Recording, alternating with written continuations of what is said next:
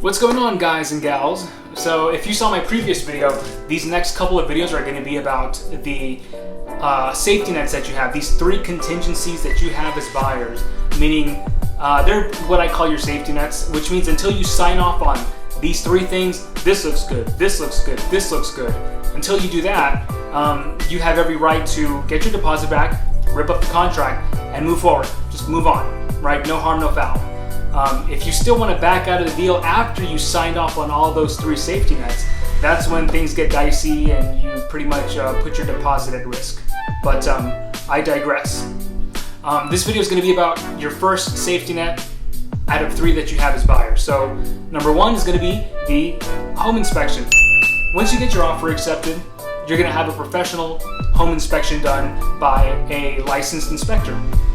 So once you get it done, you're going to know, you're getting this report basically so you can know exactly what shape your home is in, what the current condition of it is. So you're going to know about everything, every nook and cranny, every inch of the home, up, down, left, right, the roof, the plumbing, the electrical, the pool, if there's pool equipment. You're going to know all about the home. So once you do get that done, if it comes back as a super clean report and everything is as you expected it to be, then you're good to check mark that off.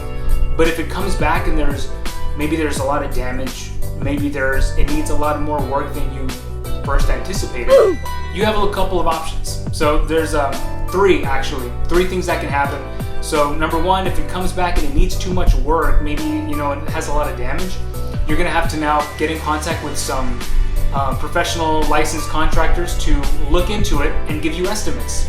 Once you get all the estimates, pool them all together, whether it comes out to $2,000, $3,000, $10,000, and you can ask the seller to credit you that money. So you can do the work after escrow, you can hire whoever you want. That's one option. The other option is you can ask the seller to do the work. So you tell them, hey, this house needs this amount of work. We want you to do that before we wrap up our deal. So that's one option. Number three, the last option is if the home needs too much work and the seller doesn't really want to credit you the money and they don't even want to do it, or maybe they don't even want to bring down the price of the home, right? So say, like in a crazy example, the home needs $20,000 in repair, and you go back to the seller and say, hey, well, bring down the price of the home down $20,000. You don't have to give me the money, don't do the work, but let's meet halfway and bring down the price of the house. If they don't want to do anything, then luckily that's one of your safety nets. You can say, okay, well, shoot, I tried. If we're not going to meet somewhere halfway, then you rip up the contract, you get your deposit, and you move forward. That's one of the beauties of having these three contingencies, your three safety nets. That's one of them, about the condition of the home, your home inspection contingency. If it comes back good, perfect. You're good to go, you move forward with the deal.